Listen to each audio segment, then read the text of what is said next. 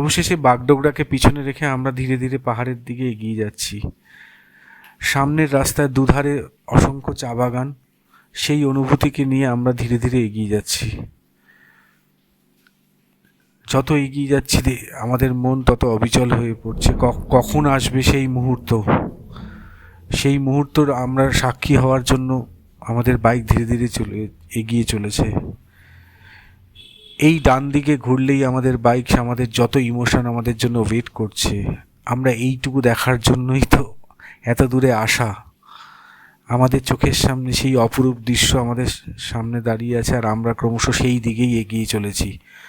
আজ আমরা রোহিণীকে রেখে সামনের দিকে এগিয়ে যাব দার্জিলিংয়ের পথে। চলুন আসুন, আপনাদের সাথে আমরা এটাকে শেয়ার করছি, একটু দেখুন।